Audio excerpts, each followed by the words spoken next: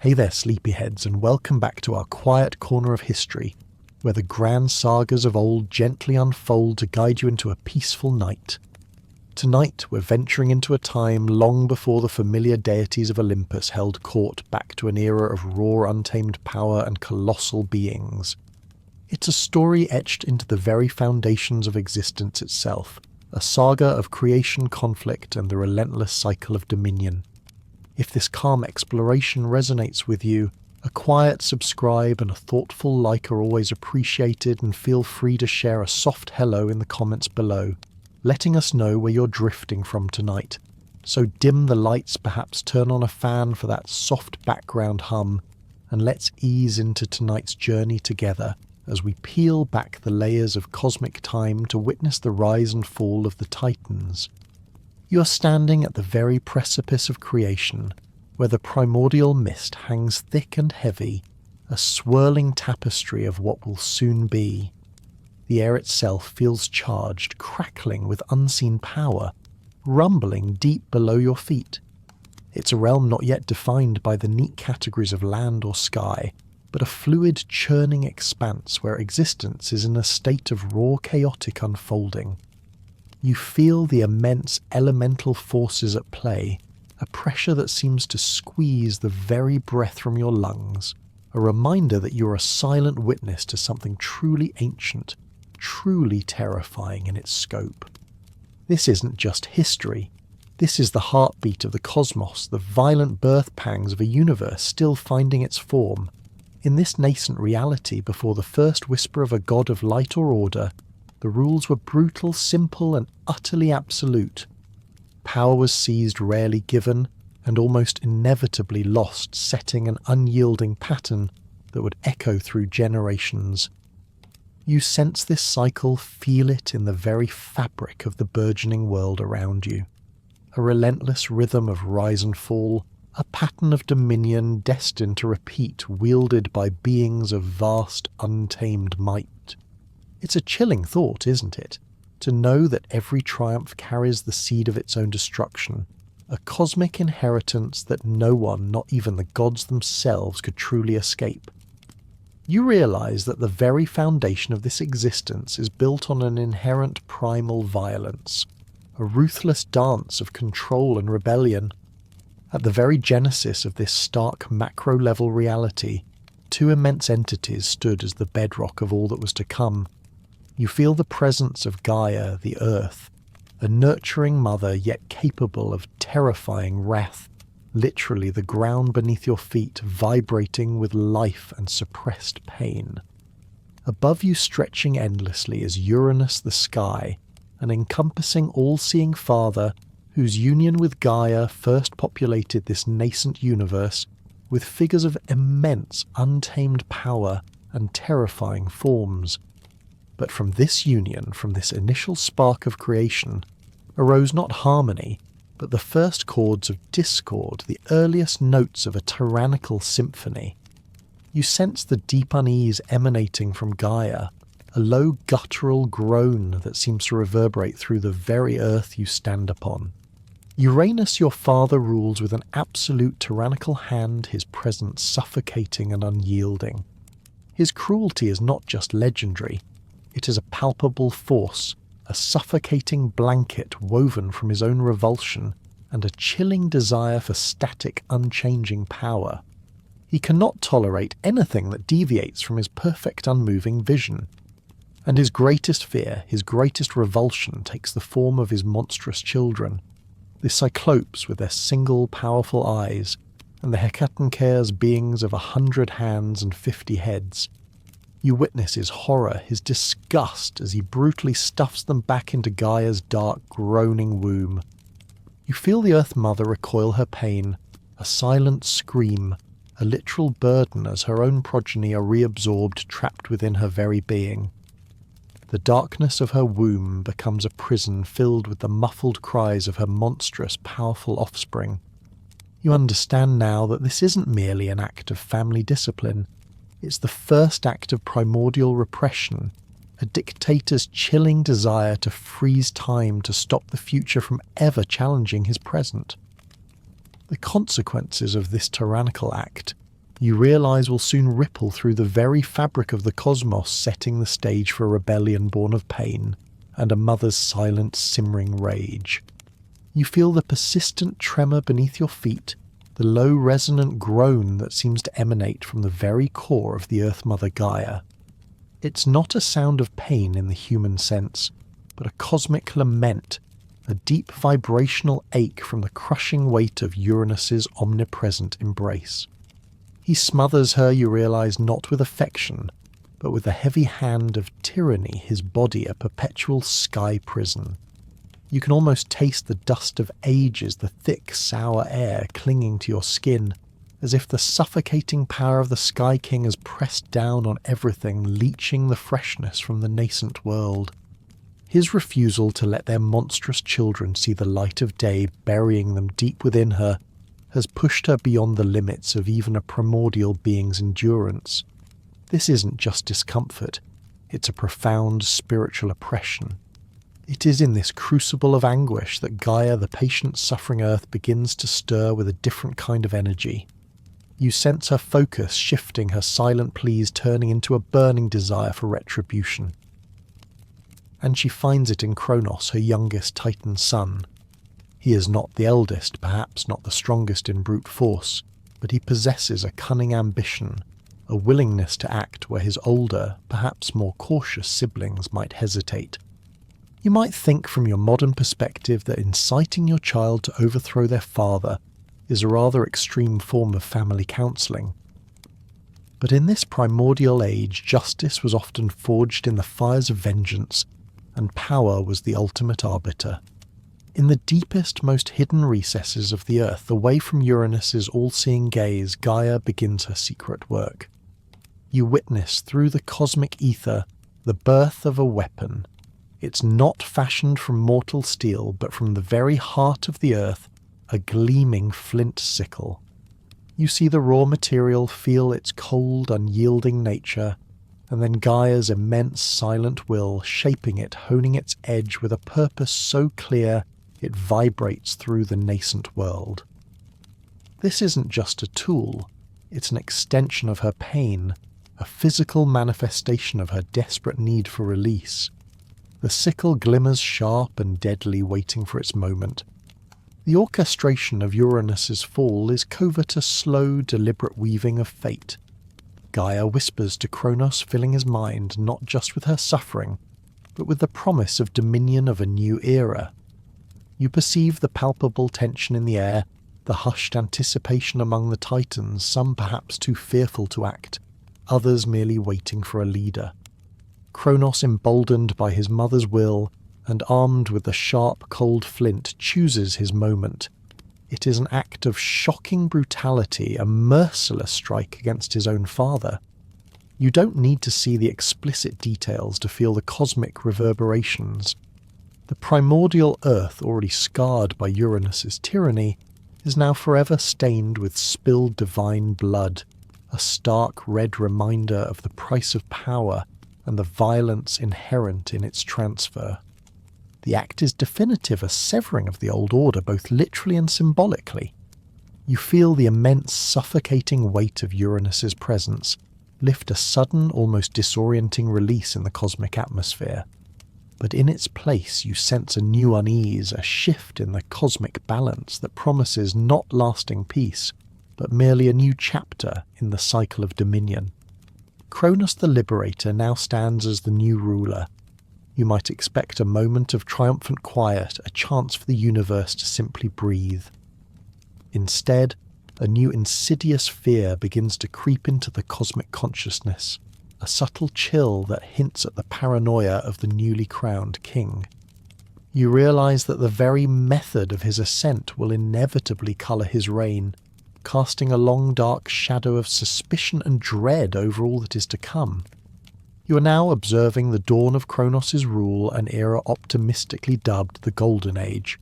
Yet you immediately sense a chilling paradox. The air once heavy with Uranus's oppression now carries a different kind of burden, a pervasive gnawing fear emanating directly from the new king. You might expect a liberator to rule with a lighter hand, but you realise quickly that power once tasted often breeds its own unique brand of paranoia. Kronos, having violently overthrown his father, is haunted by a prophecy, a relentless whisper of his own downfall at the hands of one of his children. It's a cruel irony, a cosmic echo of the very act that brought him to power. You see the shadow of his father's tyranny already stretching over him, a dark inheritance that he seems destined to replicate not out of malice, but out of a crippling, all-consuming dread. This fear transforms him, turning him inward, making him constantly wary. When his wife Rhea begins to bear their children, you witness the horrifying manifestation of his anxiety. One by one, as each precious newborn deity emerges, Kronos commits an act of unimaginable cruelty. Hestia, Demeter, Hera, Hades, Poseidon, he systematically gulps each of them down whole. You feel the cosmic shudder, the profound shock as these tiny nascent powers disappear into their father's churning belly. It's not a quiet, dignified act. It's a desperate, almost animalistic consumption, driven by a futile attempt to defy fate. You envision him a walking nursery of divine anxiety, his insides a dark living prison for his offspring. He is a monument to futile defiance, believing that by holding them within him, he can stop time, halt the inevitable tide of prophecy. But you know with the quiet wisdom of an observer that such desperate measures rarely succeed in the long run. The universe, after all, has a way of course-correcting. Rhea, his wife, is plunged into an abyss of despair, forced to witness her children disappear into the gaping maw of their fearful father. You feel her profound sorrow, her helplessness as the cycle of tyranny repeats itself this time, with her own offspring as the victims. But with the birth of her sixth child, Zeus, a spark of desperate hope ignites. You sense her resolve hardening a quiet determination to break this brutal cycle. She turns, as Gaia had before her, to the Earth Mother for counsel. It's a desperate plea, a mother's last stand against a monstrous father. And Gaia, ever the architect of cosmic change, offers a solution, a cunning deception. You watch as Rhea, with a trembling heart and a mind sharpened by grief, carries out the plan. Instead of her newborn son, she presents Kronos with a swaddled stone. The king, blinded by his paranoia and perhaps dulled by the repetitive act of consumption, swallows it whole, oblivious to the trick. You almost feel a surge of relief, a moment of triumph for Rhea, as Zeus is whisked away to safety, hidden on the island of Crete.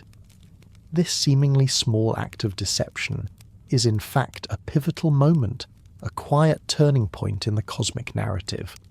It's the first true breach in Kronos' tyrannical reign, a tiny crack in the adamantine armour of his fear. Years pass and Zeus grows strong, nourished away from his father's ravenous gaze. You feel the anticipation building, the cosmic stage being set for his inevitable return. And when he does, aided by the goddess Metis, the moment of reckoning arrives. Through Metis' cunning, or perhaps a powerful emetic concoction, Kronos is forced to vomit forth his fully grown, presumably rather displeased siblings. Imagine the scene one by one. Hestia, Demeter, Hera, Hades, and Poseidon emerge from their father's churning belly not as infants, but as powerful, fully formed deities ready for retribution. You can almost feel their collective resentment, their righteous anger bubbling to the surface.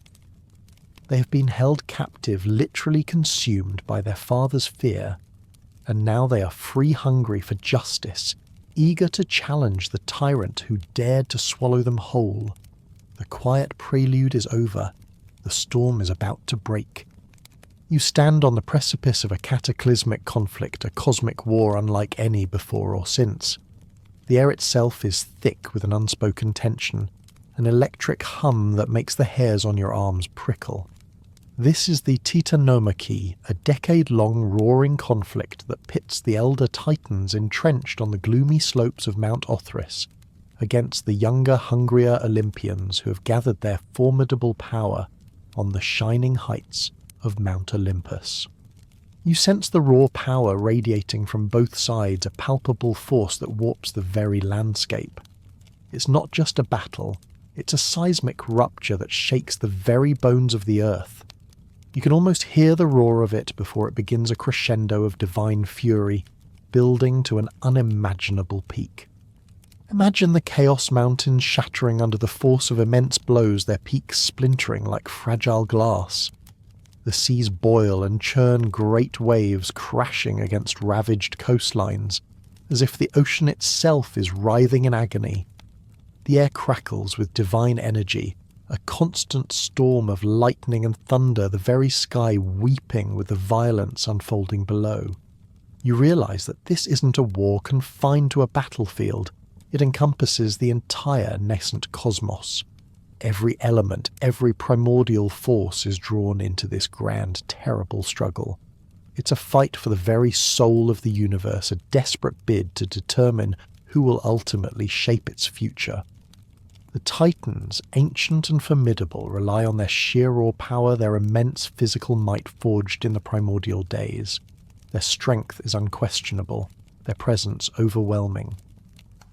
But Zeus, the newly freed leader of the Olympians, understands that brute force alone might not be enough to overcome such entrenched power.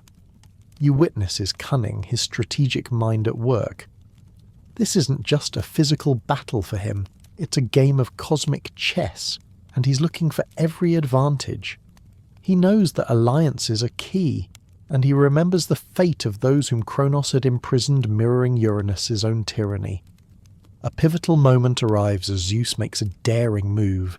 He descends into the gloomy depths where the monstrous Cyclops and Hecatonchires, his mother's first rejected children, have been held captive. You feel the oppressive weight of the earth around you, the cold, damp air as he liberates these powerful beings. It's a bold stroke, turning the discarded and forgotten into formidable allies. In return for their freedom, the Cyclops master smiths with a flair for forging storms create the most iconic weapons of the Olympian pantheon. You envision the sparks flying, the hammers ringing as they forge Zeus's arcing thunderbolt, a weapon that crackles with raw celestial power. For Poseidon they craft the earth-shaking trident capable of stirring the seas and splitting the land. And for Hades, the helm of darkness granting its wearer invisibility, a tool of stealth and fear. But the Cyclopes aren't Zeus's only new recruits. The 100-handed Hecatonchires, with their 50 heads and immense strength, are an army unto themselves. You watch awestruck as they hurl massive boulders from the mountain slopes, splintering ancient trees and sending them flying like javelins. Their many arms are a blur of motion, creating a constant barrage that slowly, inexorably begins to turn the tide. This innovative, adaptable approach to warfare, this willingness to embrace unconventional allies and potent weaponry, demonstrates Zeus's revolutionary leadership. He's not just stronger, he is smarter, more dynamic, and utterly determined. And in this colossal struggle with the mountains themselves crying out, and the seas mirroring the fury, the balance of power begins to decisively shift. The Titans, for all their ancient might, find themselves facing an enemy who has learned from their father's mistakes, an enemy who understands the true nature of cosmic warfare. You witness the sheer overwhelming force of the Olympians, now amplified by their formidable new allies, and potent magically forged weaponry beginning to bear down relentlessly on the elder Titans. The battle, which has raged for a full decade, reaches its brutal, shattering climax. You feel the very air thrumming with spent energy, the ground trembling underfoot, not just from the blows, but from the immense, raw power being unleashed. The towering Titans, once the undisputed rulers of the cosmos, find their ancient might slowly, inexorably being overwhelmed. Their raw strength, which once seemed invincible, is simply not enough against Zeus's strategic brilliance and the combined might of thunderbolts, tridents, and 100-handed barrage of earth and stone. The defeat is crushing, definitive, and utterly violent. You witness the once proud Titans, their colossal forms battered and broken, being violently cast down, It's not a gentle surrender nor a quiet retreat. This is a complete and utter rooting, a cataclysmic fall from grace. They are hurled one after another into the deepest, most lightless abyss of Tartarus. You feel the cold, horrifying vacuum of that descent, the absolute finality of it. Tartarus, a primordial entity itself, exists beneath the very foundations of the earth, a place of eternal gloom and inescapable imprisonment. It's a divine penitentiary, a cosmic dungeon forged not by mortal hands, but by the very fabric of despair. To ensure their confinement, unbreakable adamantine gates are erected, sealing the fallen titans within. You imagine the clang of those gates, a sound echoing through the dark, marking the end of an era. The Hecatoncheires, those 100-handed giants who aided the Olympians, are given a new ironic and perpetual service. They become the eternal prison wardens of Tartarus. Their mighty arms, once used to hurl mountains, are now instruments of perpetual enforcement, ensuring that their former adversaries and perhaps even some of their kin remain securely confined. You might feel a flicker of pity, or perhaps simply a deep understanding of cosmic justice, as you realize that even for the victors there are enduring responsibilities, a constant need to maintain the new status quo. The universe, you learn, never truly forgets its old grudges. Among the defeated, one titan is singled out for a unique and particularly agonizing punishment. Atlas, who had the dubious honor of leading the Titan army against the Olympians, is condemned to an eternal back-breaking burden. You see him a solitary figure at the very edge of the world, his colossal muscles straining perpetually taut. He is forced to bear the sense-crushing weight of the heavens on his shoulders, a physical manifestation of perpetual cosmic burden. This isn't just a punishment. It's a living monument to the unyielding cost of rebellion, a stark reminder for any who might dare to challenge Zeus's reign. You might feel the phantom ache in your own shoulders, just watching him, an eternal weight that would drive any mortal to madness.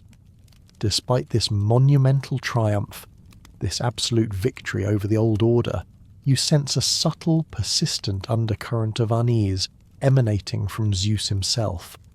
The king of the gods, now firmly on his throne, remains haunted. The prophecy that drove his father to consume his children now dogs him. The chilling prediction that he too will be overthrown by one of his own offspring. You might think, having won such a decisive victory, that he would be free from such fears. But power, you realize, often comes hand in hand with an enduring paranoia. This lingering anxiety leads him to another act of strategic preemptive ingestion, a mirroring of his father's very crime, albeit with a different motive. He sets his sights on Metis, the goddess of cunning, the very being who helped him trick Kronos. You see his rationale to prevent her from bearing a son destined to surpass him. He swallows her whole. It's a calculated move, a desperate attempt to control his fate. But the cosmos, as you've learned, is rarely straightforward. Instead of averting destiny, Zeus inadvertently brings about a unique birth. From his splitting, cosmically excruciating skull, Athena emerges. She is fully grown, battle-ready, clad in armour, a goddess born of wisdom and strategy directly from the mind of her father.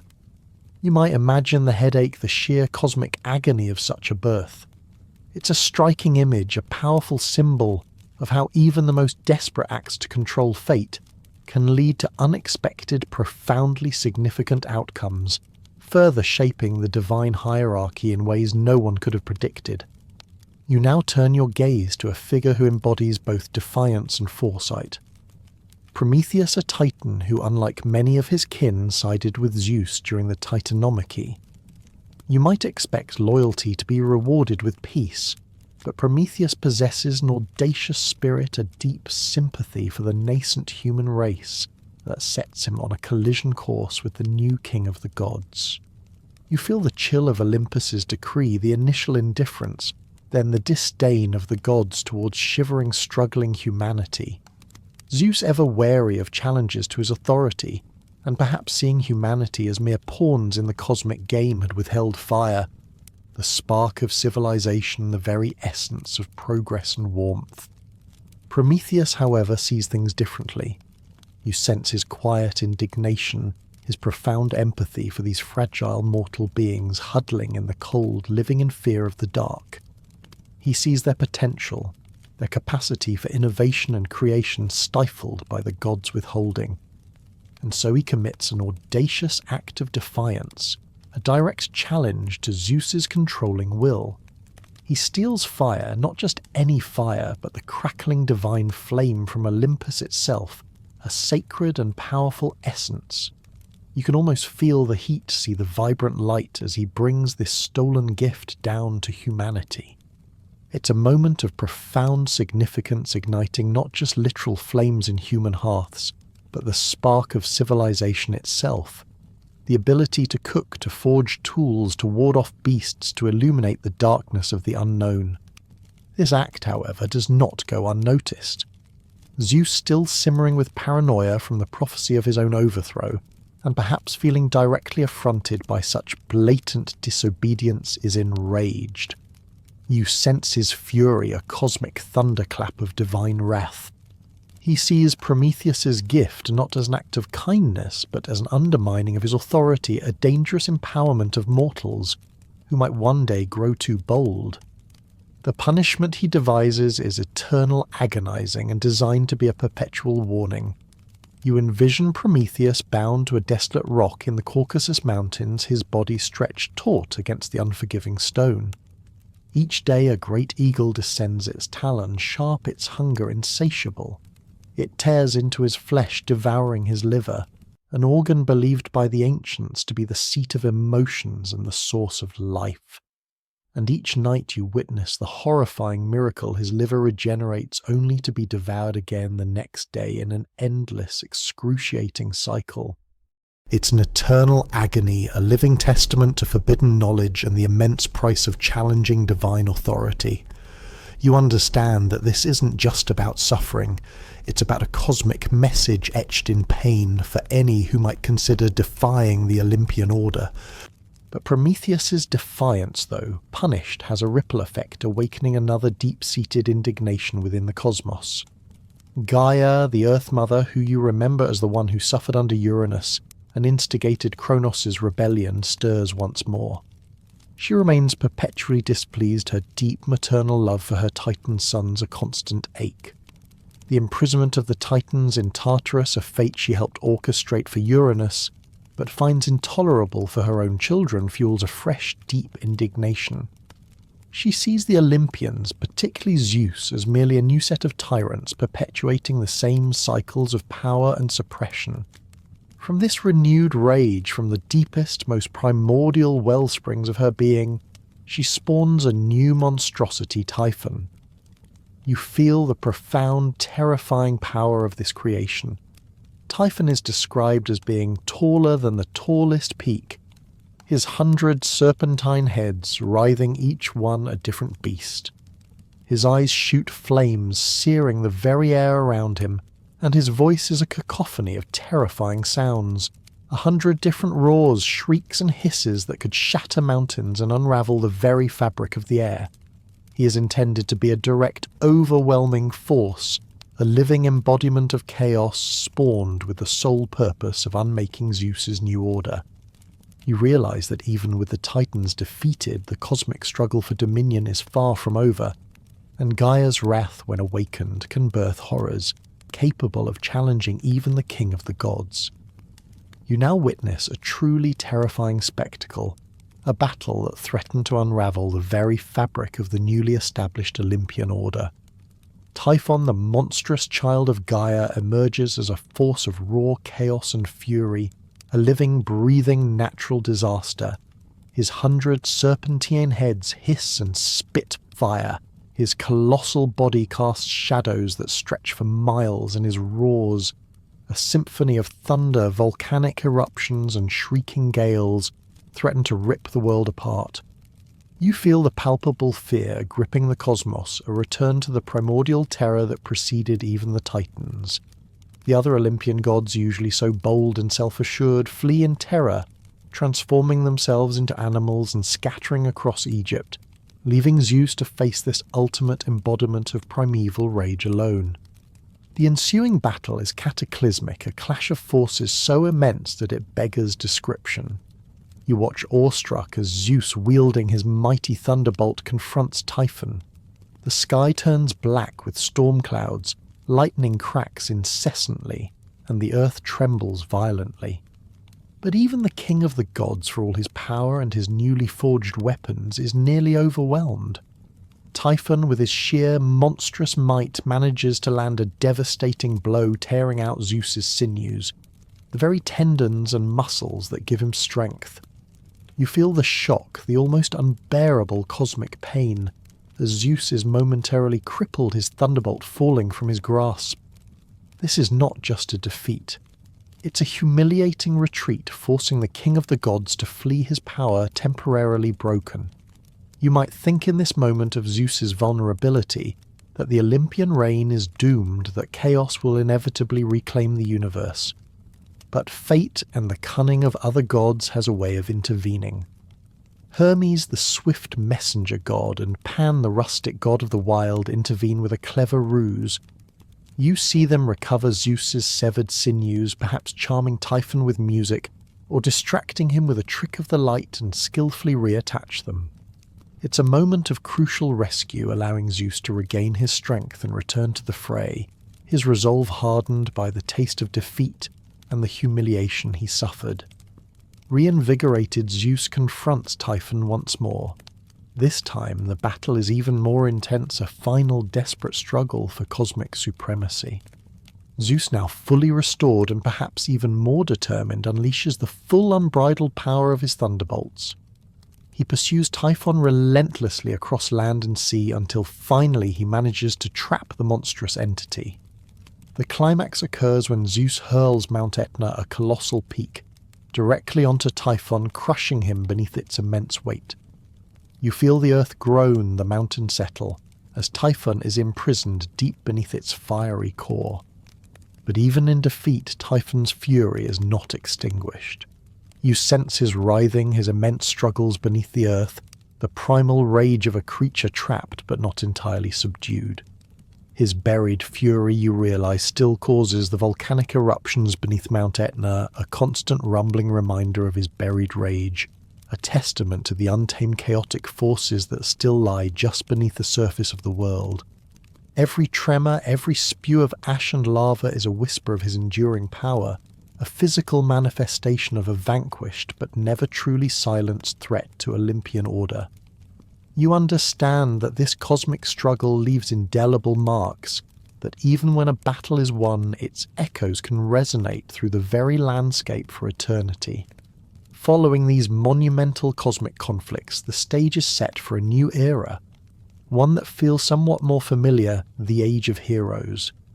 You might breathe a sigh of relief that the gods themselves are no longer actively warring, but you quickly realize that the world is far from peaceful. This era sees figures like Heracles, Perseus, and Theseus rise to prominence not just as mighty warriors, but as agents of order, confronting and defeating numerous terrifying creatures that are often directly descended from the very titans and primordial forces that Zeus had fought to subdue. It's a continuous, arduous cosmic clean-up operation, where the lingering chaos and untamed power of the old order demand constant vigilance and mortal bravery. Imagine the sheer variety of threats these heroes faced, each one a testament to the wild, untamed nature of a world still finding its balance after millennia of divine strife. You might encounter the Nemean lion, its hide, impervious to ordinary weapons, a beast of immense strength and ferocity that requires a hero like Heracles to defeat it through sheer, overwhelming physical might. You can almost feel the tension, the raw primal fear as these heroes stalk their prey, knowing that one misstep could mean instant brutal death.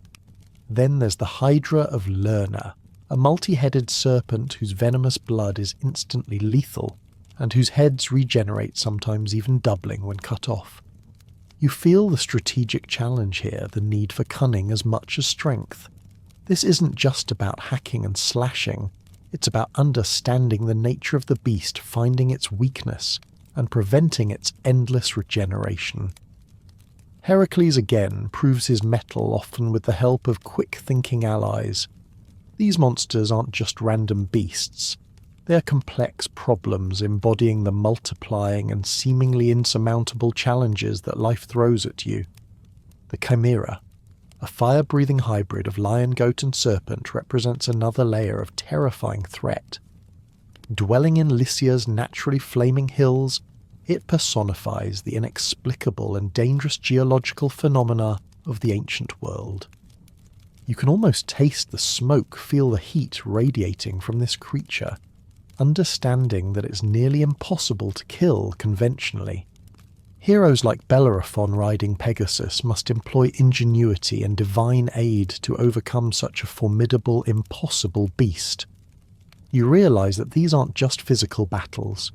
They're often tests of intellect, courage, and resourcefulness, pushing humanity to its very limits. And then there's the Sphinx, a creature of riddles and predatory intellect devouring those who failed her enigmatic questions.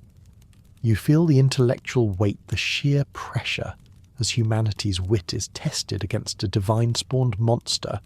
The Minotaur, a grotesque half-man, half-bull born of unnatural lust and divine wrath, trapped in a labyrinth, demands a regular tribute of Athenian youths. You sense the terror, the injustice of this tribute as young lives are sacrificed to a monstrous symbol of imposed authority and ancient sin. These are not merely stories. They are allegories for the challenges humanity faced, both external and internal, in a world still under the shadow of its primordial past. You observe that these monsters, while terrifying, serve a critical purpose in the narrative.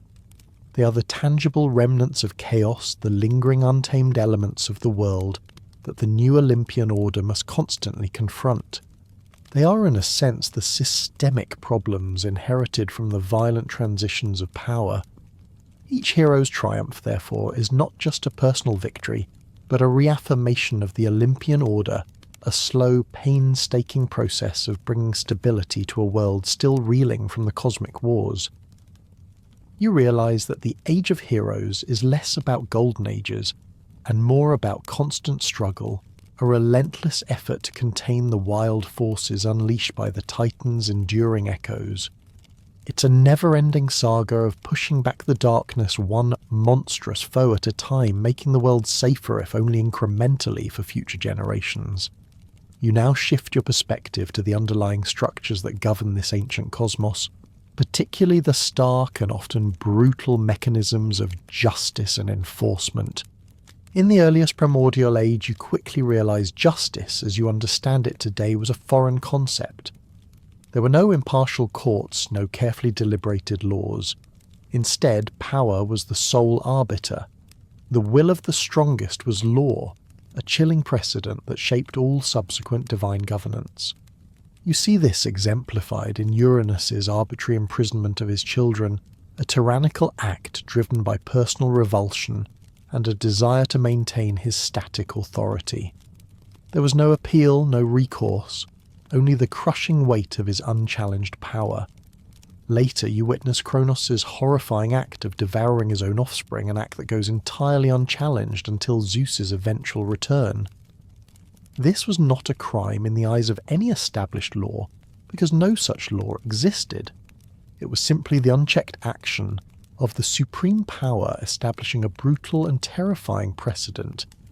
You learn quickly that in this nascent cosmos might made right, and the powerful faced little in the way of external accountability. It's a harsh truth, isn't it?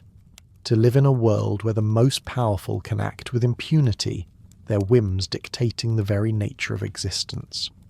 However, as the cosmos evolved, so too did its methods of control, though they remained inherently divine and often arbitrary. Tartarus emerges as the ultimate divine penitentiary. You've already glimpsed its abyssal depths, but now you understand its full significance. It served as the primary inescapable instrument for containing defeated divine forces. First it held the Cyclopes and Hecatonchires imprisoned by Uranus for their monstrous forms. Then, after the cataclysmic Titanomachy, it became the eternal prison for the vanquished titans themselves. You envision its deep, lightless expanse, its adamantine gates sealing the fallen order behind an unbreachable barrier, a stark symbol of absolute, inescapable confinement. The enforcement of this new power structure is further cemented by the ironic reward given to the hecaton Kairos. These 100-handed giants, after aiding the Olympians in their victory, are condemned to perpetual service as guards of Tartarus. You might wonder if it's truly a reward or merely another form of eternal servitude. Their many arms, once used to hurl mountains against the Titans, are now instruments of perpetual enforcement, ensuring that their former adversaries, and perhaps even some of their kin, remain securely confined. You realize that in the divine world there's always a cost, always a duty that comes with power, and guarding the very entrance to the underworld, a crucial boundary of cosmic order, is Cerberus, the three-headed hound of Hades.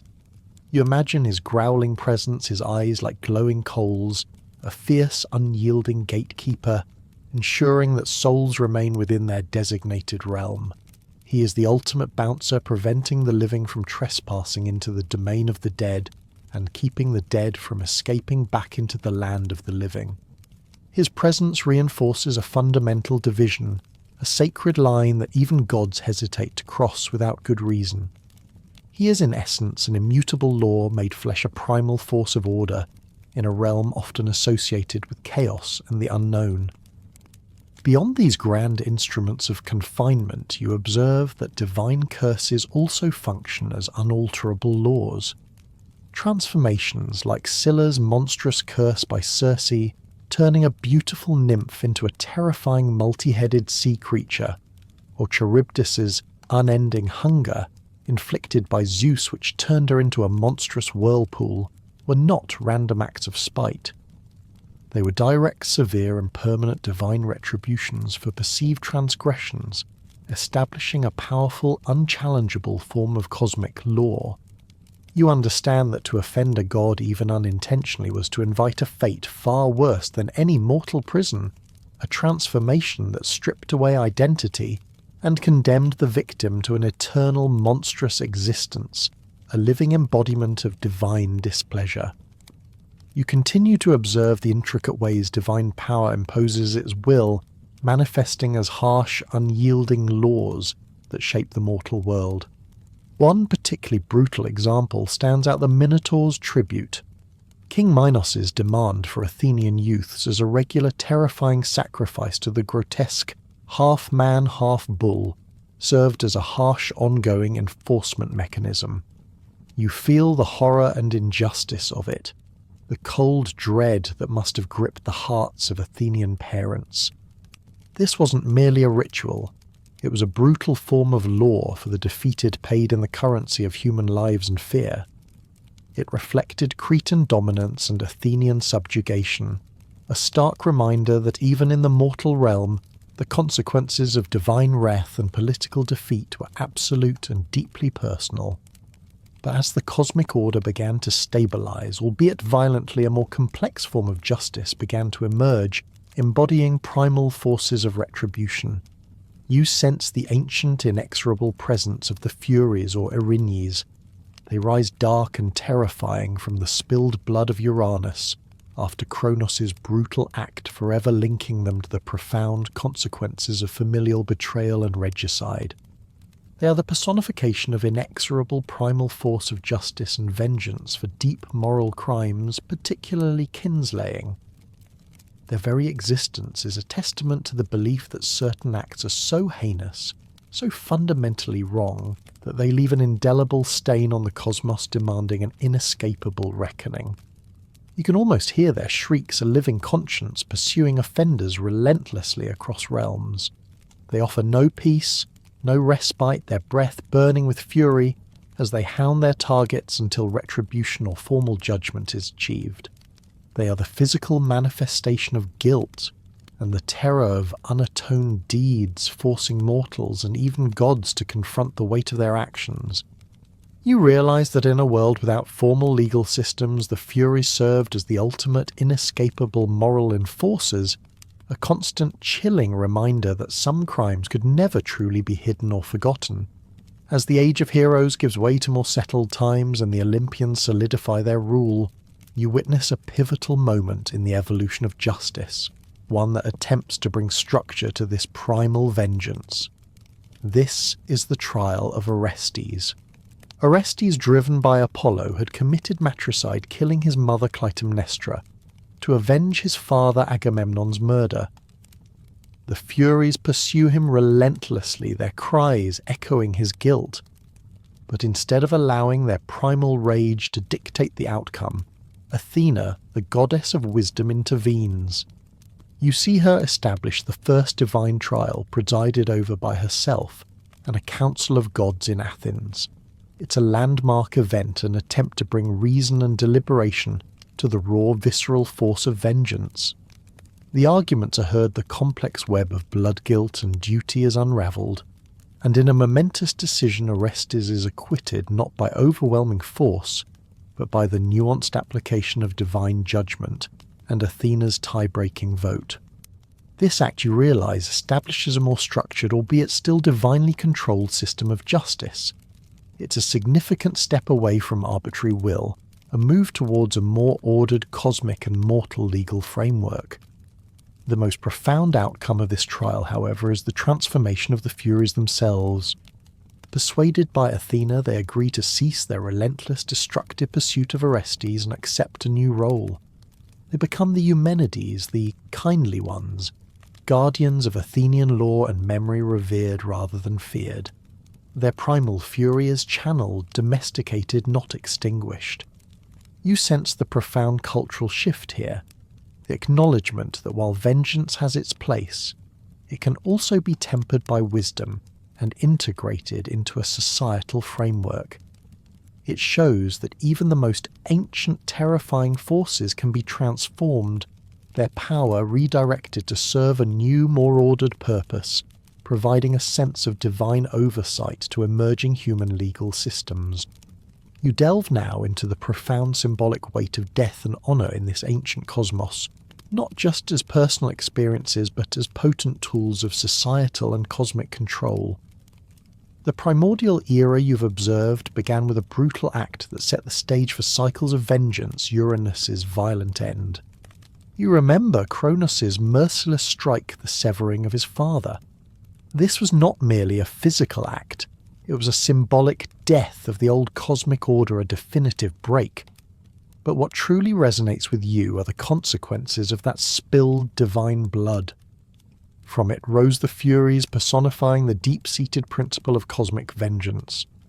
You understand that this wasn't just a consequence of patricide, it was a permanent etching into the universe, a blood-soaked reminder of the enduring ramifications of familial betrayal and regicide, ensuring that such acts would always be met with inescapable retribution. Following this, you recall Kronos' desperate attempt to control his destiny, his act of devouring his own children. This was a terrifying form of symbolic death, an eternal imprisonment within his divine belly. For the children, it was an obliteration, a denial of their very existence in the world. For Kronos, it was a futile attempt to control prophecy, to prevent his prophesied overthrow by literally incorporating his future into himself. You see it as a desperate measure to maintain power and, in his twisted logic, to honour his precarious reign by preserving it at any cost. It highlights the extreme, often grotesque lengths to which divine beings would go to cling to their authority, using a form of living death as a tool of ultimate control. Then there is Prometheus's eternal torment, the agonizing price of his defiance. Chained to a desolate rock, his regenerating liver perpetually devoured by an eagle, he becomes a living testament to the immensity of divine wrath. You feel the sharp, unending pain of his punishment, a stark contrast to the fleeting pains of mortal existence. This wasn't merely about suffering.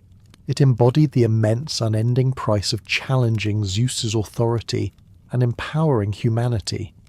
His agony served as a constant, visible warning against hubris, a living testament to forbidden knowledge and the unyielding nature of divine retribution.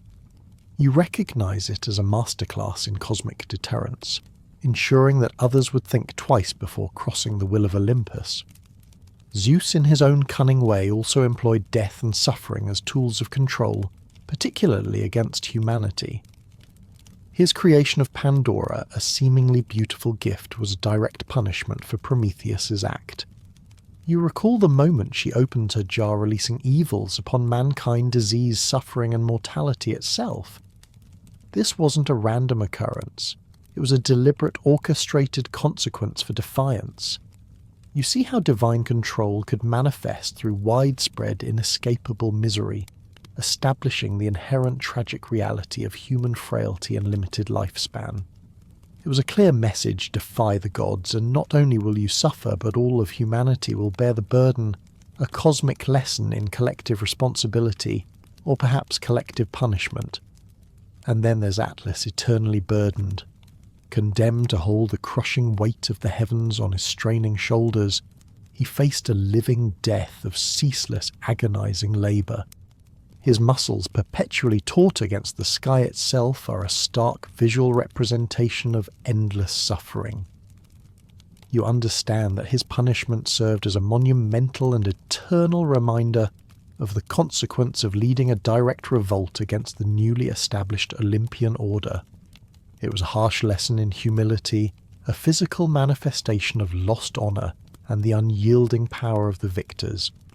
For all eternity, Atlas is there, a silent sentinel, a monumental figure whose very existence whispers a chilling warning to anyone contemplating defiance.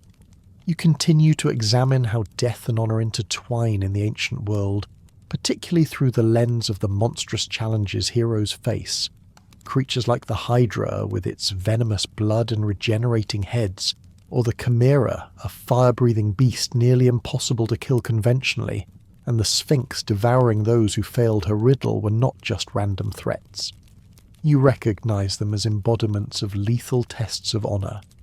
These monsters presented specific, terrifying forms of death that challenged heroes to prove their mettle intellect and courage. For the heroes, it was a brutal proving ground. For the world, it was a constant reaffirmation that only the truly honorable and capable could survive and bring a semblance of order. Your survival, you learn quickly in this age, is directly linked to your honor and your ability to face overwhelming odds. Consider the Hydra, its very nature a multiplying problem. You might hack off a head only to find two more growing in its place, each dripping with potent venom.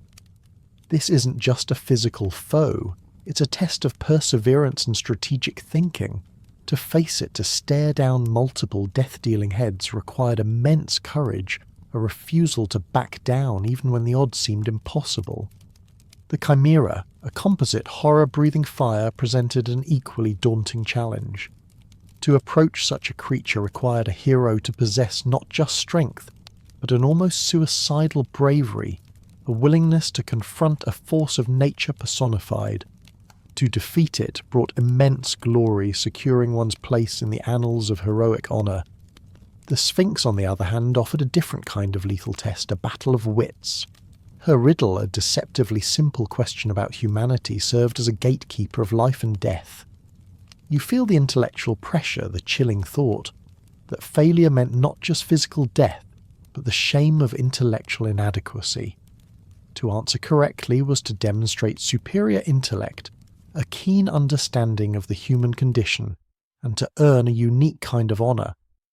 These creatures, in their various forms, forced heroes to rise above mere brute strength, demanding a combination of physical prowess, cunning, and moral fortitude. Then there are the two sea monsters, Scylla's merciless toll and Charybdis's insatiable hunger, representing unavoidable fates and choices of loss. Guarding the treacherous straits of Messina, they embody the very real and lethal threats of ancient maritime travel, the unpredictable currents, the jagged cliffs, the powerful whirlpools. Scylla, plucking sailors from their ships to their swift, gruesome deaths, acts as an inescapable tax on passage. You realize that no matter how skilled your pilot, no matter how strong your ship, some lives would always be lost. It was a grim acceptance of an inevitable sacrifice, a form of honour in facing the unavoidable where survival always came at a terrible cost. Charybdis, on the other hand, sucked entire ships into her depths, a terrifying maelstrom that devoured everything in its path.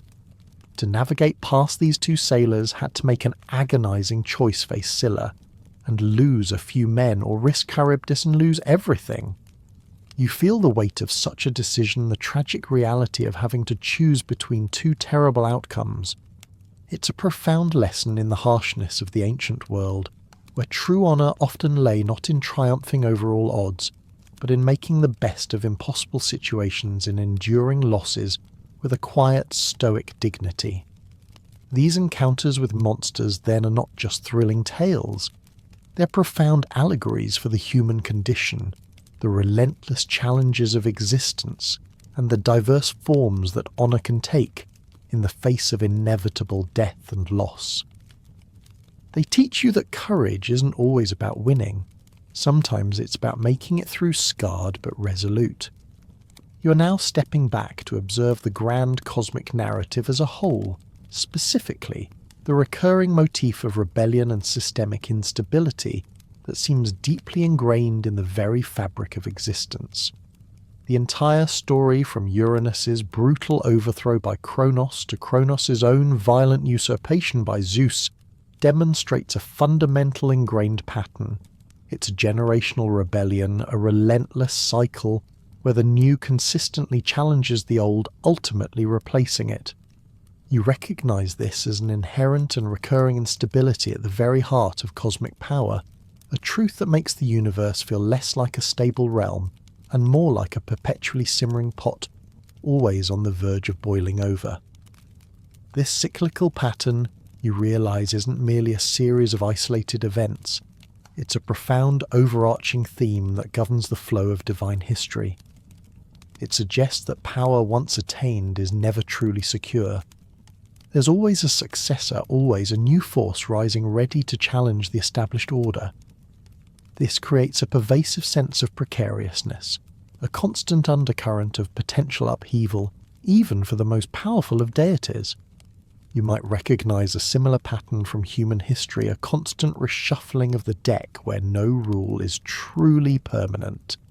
After the dust settles from the cataclysmic Titanomachy, the Titans, those immense figures who once ruled supreme, become the archetypal discarded old guard. Their immense raw power, though rendered inert by defeat, still carries a latent threat. Imprisoned deep within Tartarus, their downfall marks a systemic shift from a primordial, more abstract form of divine rule to the anthropomorphic, personality-driven reign of the Olympians. But even in their confinement, their legacy is potent, a deep-seated presence that continues to fuel subsequent conflicts and anxieties. You understand that simply locking away the old order doesn't erase its influence. It merely pushes it underground, where it continues to exert a subtle, unsettling pressure on the new regime. The cosmos, it turns out, is not a place where problems are simply solved and then forgotten.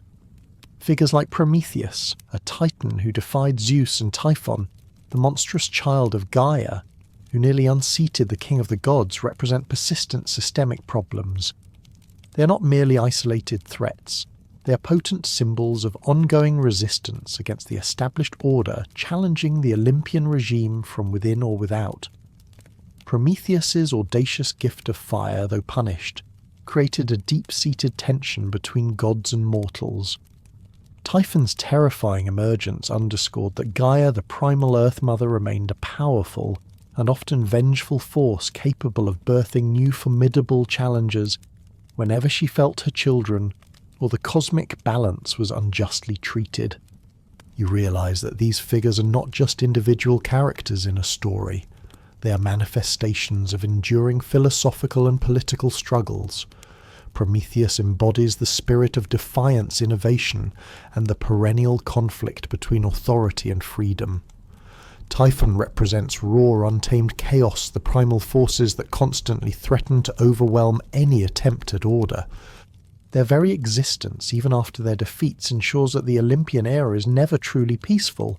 always contending with these persistent systemic issues, reminding you that deep-seated problems often transcend individual victories. And the story doesn't end with gods and titans. The monstrous offspring of Typhon and Echidna, Cerberus, the Hydra, the Chimera, the Sphinx, the Nemean lion, are not random threats that conveniently pop up for heroes to fight. You recognize them as direct consequences of past defiance and chaos, acting as continuous systemic problems that the new Olympian order must constantly confront. They are the untamed elements of the world, the lingering shadows of a more chaotic era, proving that the struggle for order is a perpetual, never-ending endeavour. The heroes who battle them are in a sense constantly mopping up the mess left behind by grander divine conflicts, trying to bring a semblance of safety to a world still reeling from its violent origins. You continue to observe the intricate dance of power and instability, realizing that even the heroes ostensibly agents of order inadvertently become players in the shifting cosmic landscape. Figures like Heracles, Perseus and Theseus, while celebrated for bringing peace by defeating lingering monsters, often find their actions challenging divine authority or navigating ethically ambiguous situations. You see Heracles, for example, defying Hera's wrath, performing impossible labours that sometimes bend the rules of the gods. Theseus, while freeing Athens from the Minotaur's tribute, later makes rash decisions that anger the gods. Their heroic deeds, while bringing immediate relief to humanity, subtly reflect the inherent tension and potential for instability even within the heroic framework, often perhaps unintentionally undermining Olympian omnipotence. Their very existence, their successes, imply a certain fallibility among the gods. If mortals are needed to clean up divine messes or navigate problems that the gods themselves might have created or failed to prevent, it suggests that Olympian power is not absolute, not perfectly efficient.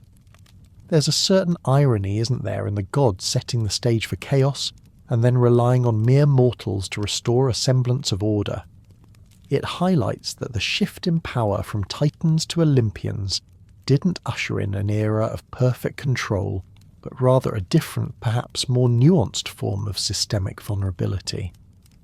The presence of heroes demonstrates that the world remains a dynamic, unpredictable place, where even the solutions can introduce new complexities. And underpinning all of this, a constant nagging current of dread in the Olympian realm, is the enduring prophecy of Zeus's fall. You've seen how this prophecy drove Uranus, then Kronos, to desperate acts.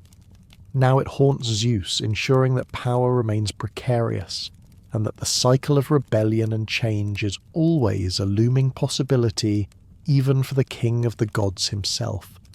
He swallowed Metis not just to gain her wisdom, but to prevent the birth of a son who would be destined to overthrow him. Yet Athena's birth from his head complicates this, proving that fate is a force not easily defied even by the cleverest of gods. You realize that this prophecy acts as a perpetual cosmic Damocles sword hanging over Olympus, a constant reminder that no reign, no matter how powerful, is truly eternal. This pervasive sense of systemic vulnerability ensures that the cosmos is never truly static. There is always the potential for a new challenger, a new era, a new shift in the balance of power. It's a profound commentary on the nature of authority itself, suggesting that all power structures, divine or mortal, carry within them the seeds of their own eventual undoing. You might even find it a strangely comforting thought. In its predictability, nothing lasts forever, not even the reign of gods. It mirrors human history in countless ways, the rise and fall of empires, the constant ebb and flow of political might. The Titans, though defeated and imprisoned, cast a long shadow. Their story is not just a tale of ancient beings, it's a foundational narrative that deeply embedded itself into the very fabric of Greek thought. Beyond the roar of cosmic powers and the clash of divine wills, their story shaped the understanding of fate, family, and the nuanced, often perilous nature of the cultural landscape that was forming. you recognise that the very anxieties and cycles observed in the divine realm were reflected in human society, providing a mythic blueprint for understanding their own world. The echoes of the Titans, their brutal rise and precipitous fall, resonated through every aspect of ancient Greek life, from their deepest spiritual beliefs to their most mundane daily interactions, reminding them that the world was still raw, still untamed, and always subject to forces far greater than themselves. The legacy of their struggle, you realise, is not just history, but a profound and continuous influence on the very soul of civilization. You now turn your attention from the grand cosmic struggles to the more intimate, though equally complex aspects of divine existence, communication, and social etiquette within this mythic world. You quickly learn that in this realm of gods and primordial beings, communication is often far from straightforward. It is frequently cryptic, strategic, and laden with profound implications. Prophecy, for instance, serves as a powerful and often terrifying form of cosmic imperative. You recall Uranus's dire warning to Kronos regarding his own eventual overthrow, and later similar warnings delivered to Zeus. These weren't mere predictions. They were powerful, often cryptic forms of communication that profoundly influenced actions, dictating the course of cosmic events and driving generational conflicts with an air of inescapable doom. It's unsettling, isn't it, this idea of a predetermined path where even the most powerful beings are merely playing out a script written by fate itself. You also observe that outright honesty is often a luxury or even a grave danger in this divine sphere. Deception and strategic silence are not just acts of betrayal, they're essential, often brutal survival strategies. You remember Rhea's elaborate deception of Kronos, presenting him with a swaddled stone to save her infant son Zeus. It's an act of profound cunning, a mother's desperate lie to preserve her child. Later, Zeus himself, haunted by prophecy, employs similar tactics, swallowing Metis, the goddess of cunning, to prevent her from bearing a son destined to surpass him. These actions highlight how indirect communication, strategic concealment, and the peril of revealing too much truth, as King Phineas learned when punished for revealing too much divine knowledge, were not just accepted but vital for navigating the treacherous currents of divine power. You understand that in this world, knowing when to speak and, more importantly, when to remain silent or mislead could mean the difference between dominion and oblivion. Beyond overt acts of speech or silence, wisdom and cunning themselves are revered as supreme intellectual traits, acting as a form of communication that often surpasses brute force. The reverence for Metis, whose very name means cunning intelligence, and Athena, the goddess of wisdom, born fully formed and battle-ready from Zeus's head, underscores this. Their stories teach you that intellectual prowess, strategic thinking and cleverness were highly valued forms of problem-solving. It's not just about who is stronger, it's often about who is smarter, who can outwit an opponent, who can see several steps ahead in the cosmic game. You appreciate this subtle interplay of brains over brawn, a refreshing contrast to the earlier, more overtly violent clashes of physical might. Riddles too emerge as ultimate tests of intellect and societal survival. You recall the Sphinx's infamous challenge, a seemingly simple question, demanding profound self-reflection and understanding of humanity. What goes on 4 feet in the morning, 2 feet at noon, and 3 feet in the evening? This wasn't merely a game, it was a lethal social filter where correct communication, the answer, was the sole determinant of survival. Failing meant instant death, exposing unpreparedness and intellectual weakness, paralysing a city with a mere question. You feel the sharp urgency of the moment, the intense pressure to understand, to decode, to communicate the correct answer, knowing that the fate of entire populations could hinge on a single word. It's a powerful demonstration of how intellectual acumen, or the lack thereof, could have devastating immediate consequences in this mythic landscape. Yet amidst all this deception, violence and intellectual sparring, there were also moments, however rare, of non-violent persuasion and negotiated passage, You observe instances like Orpheus charming Cerberus, the fearsome three-headed hound of Hades, with his mournful, soul-stirring music. Psyche, when facing the perils of the underworld, offers honeycakes as bribes to the guardian hound. Even Heracles, known for his immense strength, sometimes opts to wrestle Cerberus non-lethally, rather than simply overpowering him. These examples demonstrate an alternative etiquette of interaction, where gentleness, art, or cunning could navigate challenges that brute force alone could not overcome even with monstrous guardians. You realise that while power was often brute, there were subtle avenues for negotiation, for empathy, and for the persuasive power of art and cleverness, offering a rare glimpse of nuanced interaction in a world often dominated by stark might. You reflect on how narrative itself acts as a potent form of communication, a dynamic force that shapes reputation and memory across centuries. The way myths are continually retold and reinterpreted, evolving over generations, powerfully illustrates this. Take Kronos, for example. While initially depicted as the tyrannical god who devoured his children, you see how later interpretations subtly shift, reimagining him as a god of harvest, often associated with the bountiful but cyclical nature of time and agriculture. This transformation isn't a rewriting of history, but a recontextualization, allowing a figure of fear to embody elements of sustenance and natural cycles. It's a profound example of how cultural communication can perpetually shape the reputation and understanding of figures and events for subsequent generations, softening edges, adding new layers of meaning.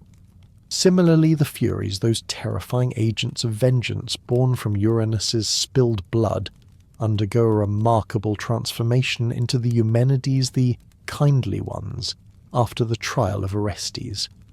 This isn't just a change in name, it's a fundamental shift in perception, an integration of primal fear into a more civic, benevolent role as guardians of Athenian law. You observe how a society, through its narratives and its evolving understanding of justice, can domesticate its most terrifying spiritual entities, channeling their raw power into constructive forms. This fluidity of myth demonstrates that the stories themselves are living, breathing entities constantly adapting to cultural needs and philosophical shifts, acting as a powerful form of collective memory and social guidance. Now you turn your gaze to the spiritual frameworks and superstitions that profoundly guided the cosmos and human understanding within this primordial era. At the very foundation lies a deep reverence for primordial entities as foundational deities. Before anthropomorphic gods with human-like personalities and dramas, there was chaos, the formless void, the very genesis of everything. From chaos emerged Gaia, the fertile, powerful earth, Tartarus, the abyssal prison beneath reality, Nyx, shrouded night, Erebus, the darkness of the underworld, and Eros, the primal force of creation and attraction. You recognize these not as mere characters, but as fundamental personified cosmic principles. Their appearance established a deep spiritual connection to the very origins of the universe, imbuing the world with elemental, often terrifying powers that predated any organized pantheon. You realize that to the ancients these were not abstract concepts, but living, breathing forces that shaped every aspect of their existence. A pervasive, deeply held belief that governed even the most powerful gods was the inescapability of prophecy and fate Moira. You've already seen how this concept drove Uranus's tyranny and Kronos' desperate acts. The Moira, the Fates, spun the threads of destiny for gods and mortals alike, a power that even Zeus could not truly defy. This belief highlighted an overarching spiritual structure beyond individual divine will or power. You might find it unsettling, this idea of a predetermined path, where even the most powerful beings are merely playing out a script written by fate itself. It's a profound spiritual truth suggesting a cosmic order that transcends even the most powerful beings a reminder that some forces are simply beyond control. Justice, vengeance, and conscience were not abstract ideas, but personified entities in this spiritual framework. The Furies born from Uranus's spilled blood literally embodied primal, inescapable vengeance for deep moral crimes, particularly kinslaying. Their very existence reflected a profound, fear-inducing belief in cosmic retribution and the spiritual weight of guilt and unatoned deeds. You can almost feel their burning breath, their relentless pursuit as they hound offenders across realms. They were the living conscience of the universe, ensuring that certain acts would always trigger a cosmic reckoning, a terrifying yet strangely comforting assurance that some wrongs could never truly go unpunished, reinforcing a deep-seated spiritual fear of moral transgression. You continue your exploration into the spiritual frameworks of the ancient world, observing how myth itself functioned as a lived theology, providing explanations for the inexplicable and imbuing the environment with pervasive divine presence. Consider the story of Typhon imprisoned beneath Mount Etna. For the ancient Greeks, this wasn't just a fantastical tale, it was a profound environmental explanation for volcanic eruptions. When the mountain rumbled and spewed fire, it wasn't merely a geological event, it was the monstrous Typhon writhing in his subterranean fury. Similarly, Scylla and Charybdis, personifying the naval dangers of the Straits of Messina, transformed treacherous currents and whirlpools into monstrous, insatiable entities. You realize that the ancient Greeks spiritualized their environment using these myths to make sense of incomprehensible natural phenomena and to imbue their world with pervasive, often dangerous divine presence. This gave meaning to natural disasters, transforming raw fear into a narrative that could be understood, however terrifyingly. The sanctification of sacred sites and objects further highlights this spiritual depth. The Omphalos stone, for instance, Zeus's discarded baby-shaped rock that Kronos had swallowed, became a profoundly sacred relic. Placed at Delphi, it was declared the navel of the world, the very centre of the cosmos. You witness how a moment of desperate deception could be transformed into a revered spiritual landmark, a place of prophecy and divine connection. This demonstrates the immense spiritual significance attached to objects and locations that marked pivotal cosmic events, anchoring the divine narrative firmly in the physical landscape and providing focal points for worship and veneration. Rituals of passage and offerings to the underworld also reflect deep-rooted beliefs about the soul's journey after death and the importance of specific practices to ensure peaceful passage. You might imagine the sombre rites performed for the deceased placing coins for Charon, the ferryman of the dead, to pay for passage across the river Styx, or leaving honey cakes for Cerberus, the guardian hound, to appease him and ensure safe entry into the shadowy realm. These weren't mere superstitions. They were essential, deeply held beliefs about the perilous journey of the soul and the need to avert monstrous wrath or eternal wandering. You understand that these rituals provided comfort and structure in the face of the ultimate unknown, ensuring that the transition from life to death was guided by sacred, albeit sometimes fear-inducing traditions. Finally, you consider the symbolic weight of divine gifts and curses, recognizing that these were perceived to profoundly alter individuals, shape destiny, and carry immense, often tragic meaning. Prometheus's stolen fire, for example, represented not just literal flame, but metaphorical enlightenment progress, and humanity's intellectual awakening. It was a gift that forever changed the course of human civilization, embedding a spark of divine creativity within mortals. On the other hand, Medusa's petrifying gaze, a curse inflicted by Athena for Poseidon's assault, transformed her from a beautiful priestess into a monstrous gorgon. This curse, however, also became a protective power, ironically turning her into a formidable guardian. You see how such spiritual acts, whether gifts or retributions, carried immense, often tragic, meaning, forever shaping identities and destinies, creating powerful allegories for transformation, suffering, and the unpredictable nature of divine intervention. These gifts and curses weren't just plot devices, they were perceived as fundamental alterations of being, leaving indelible marks on individuals and the world. Now, shifting your focus, you begin to observe the intricate and often brutal aspects of love, marriage and family life in the primordial cosmos. You've already glimpsed the violence and treachery, but now you'll see the full scope of how these foundational relationships differed vastly from any human ideal, driven by utility power and an amoral primordial approach to familial bonds. Early divine marriages were not about romantic love or mutual affection. They were primarily incestuous and pragmatically driven by the need for procreation of powerful offspring and the consolidation of cosmic power.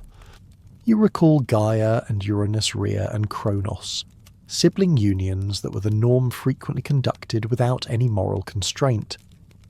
This reflects an immoral primordial approach to familial bonds, where utility trumped affection, and the primary purpose was to fill the nascent universe with powerful beings regardless of the familial ties. You might find it unsettling, this absence of emotional connection, this cold transactional nature of the earliest divine relationships, where personal feelings were secondary to the cosmic imperative of power and progeny. Within these male-dominated divine power structures, you vividly observe the profound subjugation and limited agency for female deities.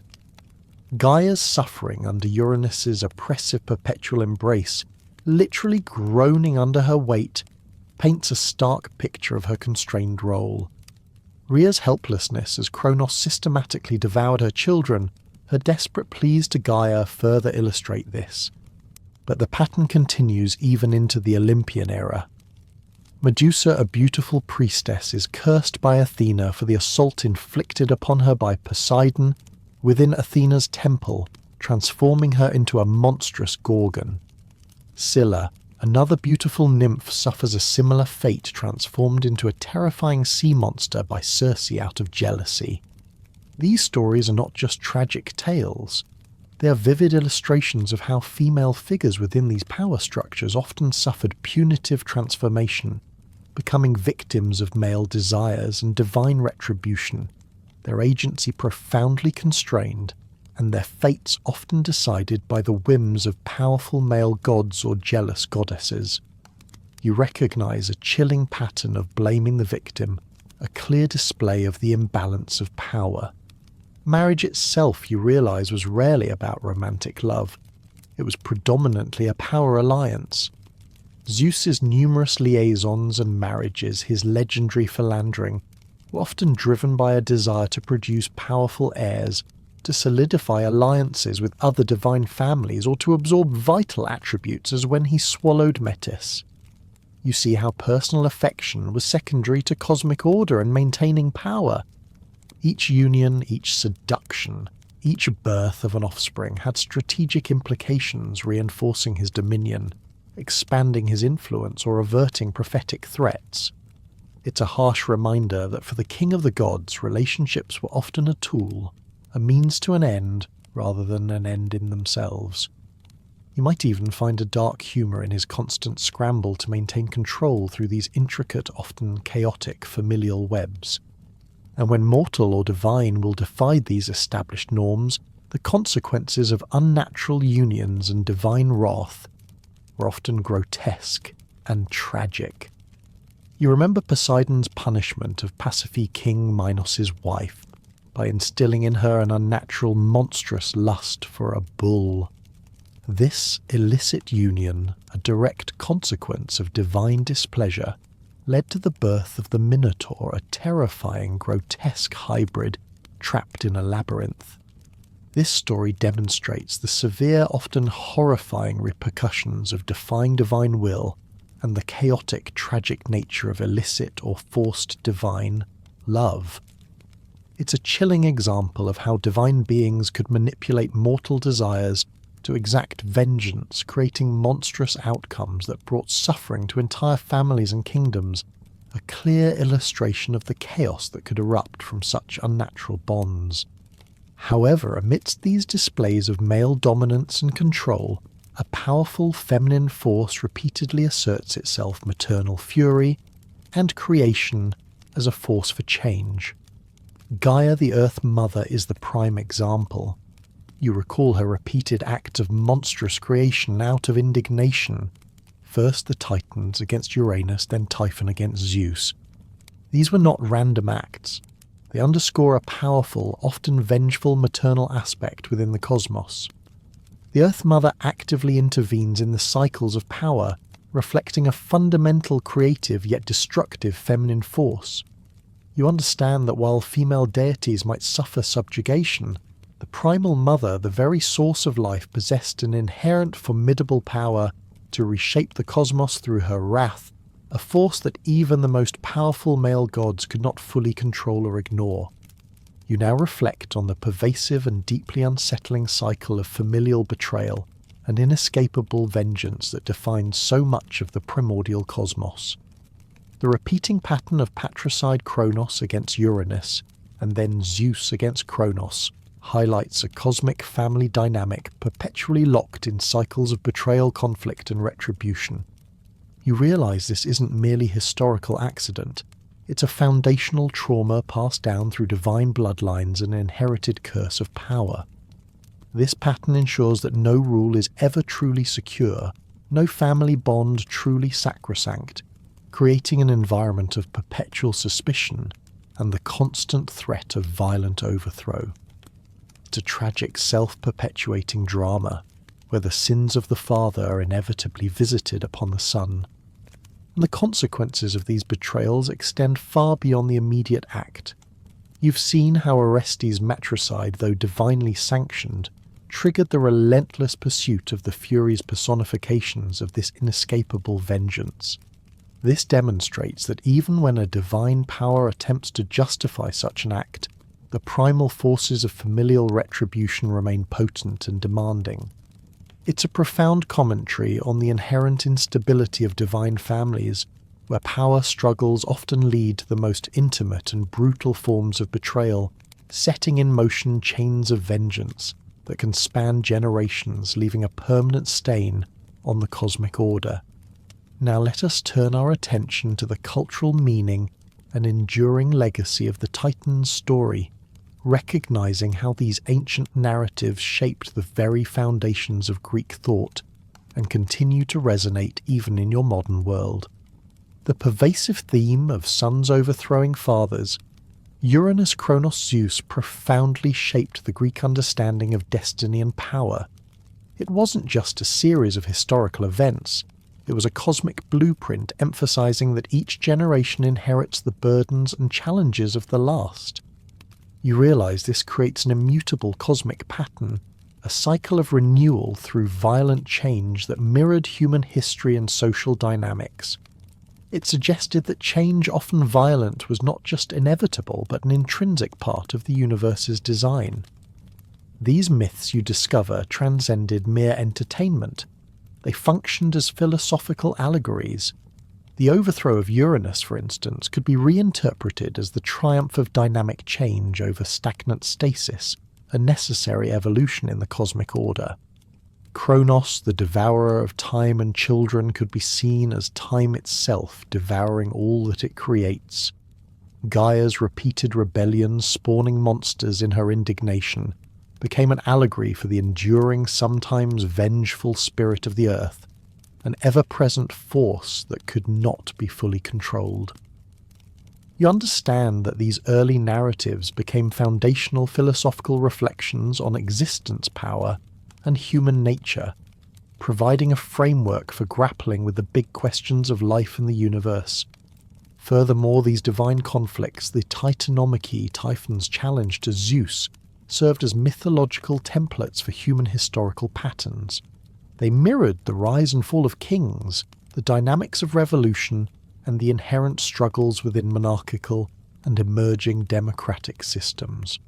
You see how these stories offered both cautionary tales against tyranny and justifications for rule, providing a mythic language for discussing political upheaval and the establishment of new orders.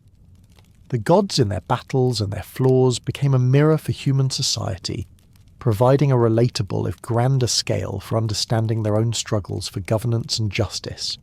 It's a powerful thought that the very narratives of their gods provided a foundational blueprint for their societal understanding. The gradual shift from elemental titans, who are often raw abstract forces of nature, to anthropomorphic Olympians with their distinct personalities, flaws, and human-like dramas reflects a profound cultural evolution. You observe how the cosmos became more personal and relatable, moving towards the establishment of civic religion and the humanization of the divine. This shift made the gods more accessible, more understandable, and thus more easily integrated into the daily lives and political structures of the emerging Greek city-states. It's a fascinating evolution from abstract dread to relatable, albeit still formidable, personalities, a process that made the divine realm feel a little less alien and a lot more immediate. You now encounter Prometheus, a figure whose enduring legacy transcends his mythical punishment to become the archetype of human defiance and progress.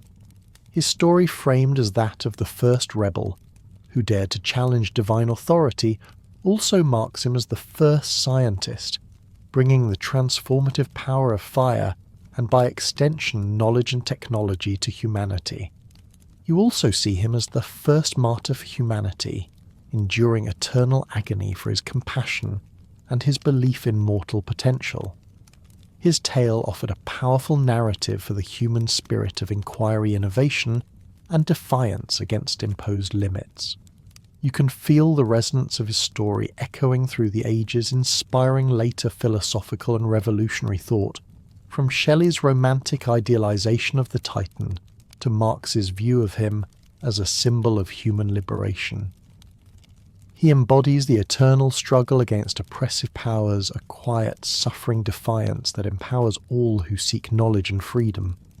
The monsters of these myths, you realize, are far more than just terrifying beasts. They are profound, symbolic manifestations of chaos and challenge, representing humanity's internal and external struggles. Typhon, the monstrous child of Gaia, embodies raw chaos and untamed resistance, a constant threat to established order. Echidna, his mate, personifies wild, untamed nature and primal fear, a mother of many horrors. The Hydra, with its regenerating head, symbolizes multiplying problems, challenges that seem to grow stronger the more you try to defeat them. The Sphinx, with her deadly riddle, represents intellectual challenge, the need for wisdom and self-knowledge to overcome existential threats. Medusa, a victim turned guardian, embodies transformation fear and the protective, albeit terrifying power that can arise from suffering. Scylla and Charybdis, guarding the treacherous strait, symbolize unavoidable, terrible choices, the grim realities of life where no path is without cost. You understand that these creatures are not simply foils for heroes, they are allegories for the complex, multifaceted challenges that humanity faced and continues to face in its journey through a chaotic world. Looking beyond the Greek world, you observe clear parallels with Near Eastern, Egyptian and Norse mythologies, highlighting the universal nature of these themes. The stories of cosmic struggles, generational change and the establishment of divine order resonate across diverse cultures. You find echoes of creation from a primordial void, battles between older and younger gods, and the constant tension between chaos and order. This demonstrates how the core narratives of cosmic struggle and generational change are not unique to ancient Greece, but are deeply ingrained in the human experience, persisting in modern art, literature, and even language. Think of terms like titanic, referring to something immense and powerful, or chimera, denoting an impossible or fantastical creation. These words are whispers from Tartarus, reminders of the enduring influence of these ancient tales on your contemporary world. Mythology then provided a crucial sense-making framework for the ancient Greeks. You recognize the deep human need to explain the inexplicable, the sudden fury of natural disasters, the complexities of moral dilemmas, the inexorable cycles of life and death.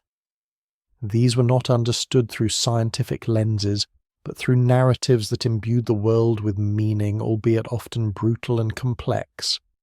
Mythology transformed fear into a form of understanding, offering explanations for why things were the way they were, even if those explanations involved vengeful gods or monstrous forces.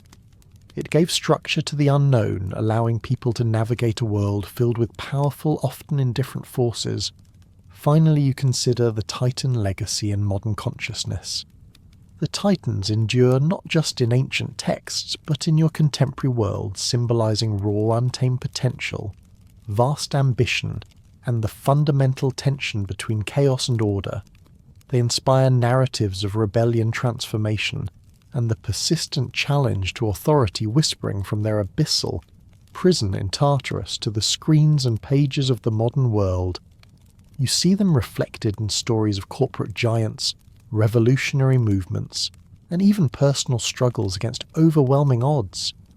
Their story is a timeless testament to the enduring human fascination with immense power, monumental struggles, and the cyclical nature of existence itself. The Titans, in their ancient glory and their ultimate defeat, remain a powerful resonant force, a gentle reminder that even the most powerful beginnings can have tumultuous endings, and that the past continues to shape the present in subtle, profound ways. You're now brought back to the foundational realities and overarching structure of the cosmos, specifically the inescapable social hierarchy that defined the primordial world.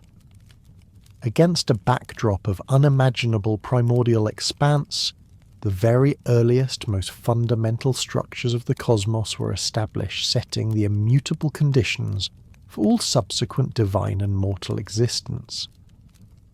This wasn't a gradual development. It was the spontaneous emergence of order from a state of formlessness, establishing layers of power that would dictate everything that followed. At the absolute beginning, before any established order, there was only chaos. You imagine it a vast formless expanse, or perhaps the very absence of form, a swirling infinite void. From this nothingness, or everythingness, the first foundational entities spontaneously emerged. This wasn't an act of creation by a singular will. It was a fundamental unfolding, the universe breathing itself into existence. This established the absolute featureless baseline of existence, a primordial canvas upon which all other beings would eventually appear. You recognize it as the ultimate origin point, a concept so vast it almost defies comprehension, setting the stage for everything that would follow. The first generation of elemental cosmos, the emergence of primordial entities such as Gaia, Earth, Tartarus, the deep abyss beneath reality, Eros, the glue of creation, Nyx, night shrouded in darkness, and Erebus, darkness of the underworld, established the initial elemental layer of cosmic hierarchy, powerful and abstract. You feel the raw, untamed power radiating from them, a presence that is both awe-inspiring and terrifying in its primal simplicity. From the union of Gaia and Uranus, the sky, came the Titans, forming the first organized rulers of this nascent universe. You recall the 12 children: Oceanus, Hyperion, Coeus, Crius, Themis, Mnemosyne, Phoebe, Rhea, Kronos, Iapetus, Tethys, and Theia. These figures established the first structured divine hierarchy ruling the cosmos, with immense, often raw and static power from their stronghold on Mount Othrys. They were colossal beings embodying various aspects of the natural world: the oceans, the sun, the mind, justice, memory, and more.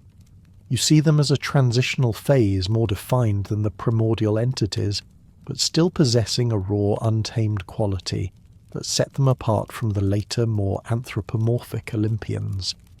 Their reign, though eventually overthrown, marked the first true attempt at organized governance in the cosmos, a period of immense, albeit sometimes brutal order.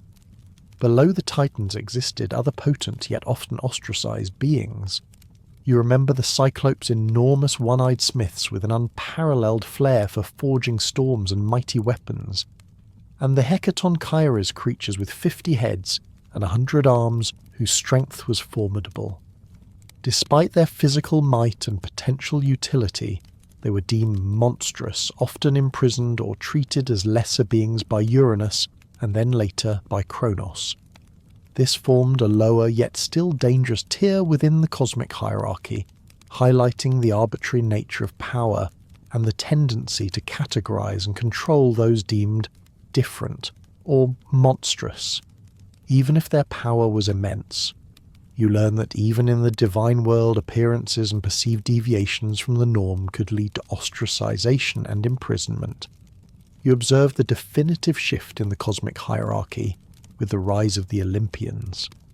The eventual triumph of Zeus and his siblings, Poseidon, Hades, Hera, Demeter and Hestia, over the Titans established the new, more anthropomorphic and structured pantheon.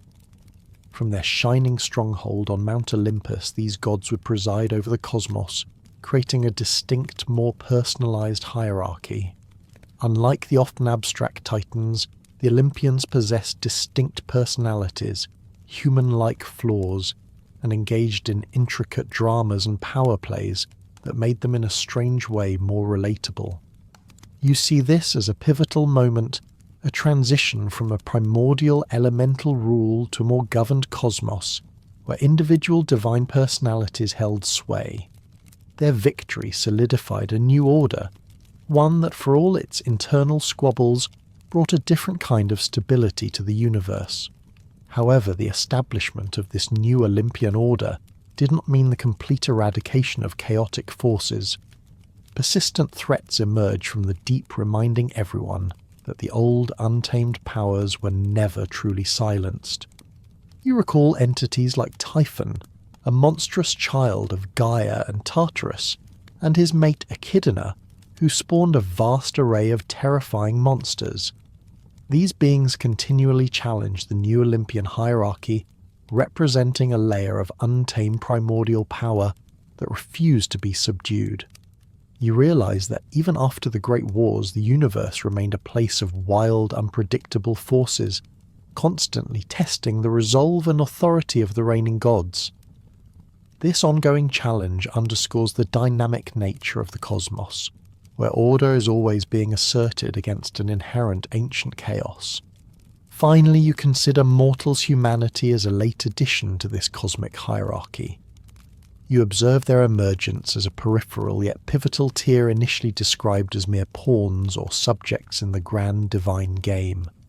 Their fragile lives were deeply intertwined with and often violently disrupted by the actions and whims of the gods and monsters above them. You see them as forming the lowest, most vulnerable rung of existence, constantly at the mercy of forces far greater than themselves.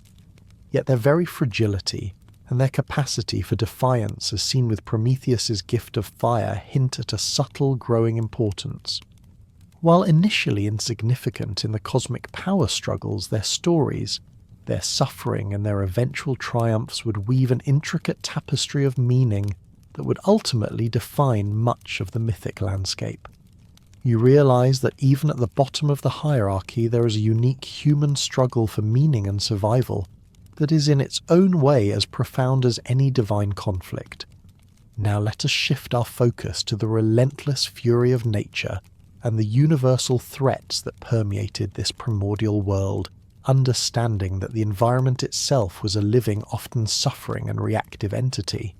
The very act of creation from chaos, you realize, was inherently violent and unstable. Gaia the Earth initially groaned beneath the strain of Uranus's eternal smothering embrace. Later she bore the immense physical weight of her imprisoned children, the Cyclopes and Hecatoncheia, deep within her womb. This established nature itself as a living, often suffering and reactive entity, not merely a backdrop for divine dramas, but an active participant capable of expressing pain and eventually profound wrath. You feel the deep, resonant tremor of the earth, a constant reminder of its living, breathing, and often suffering presence.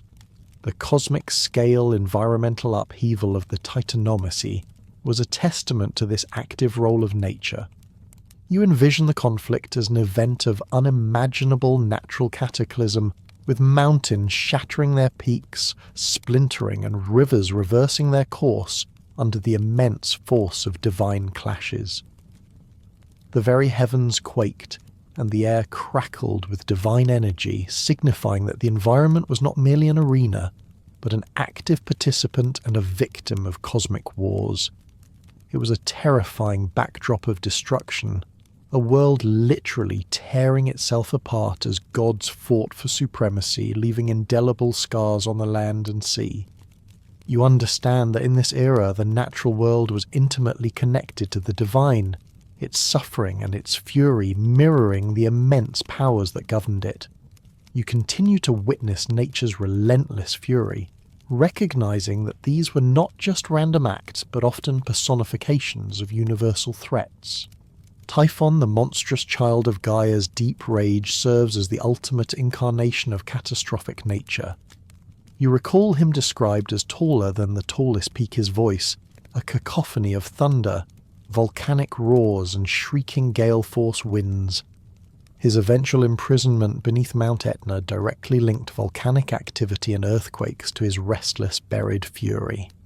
When the earth trembled or a volcano erupted, it wasn't a blind geological process. It was Typhon writhing in his rage, a constant rumbling reminder that even subdued chaos could exert immense destructive power from beneath the very ground you stood upon. You realize this provided a terrifying yet understandable explanation for some of the most destructive forces of the natural world. Beyond such direct personifications, treacherous landscapes themselves were often imbued with monstrous presences. Consider the Lerner swamp home of the multi-headed Hydra.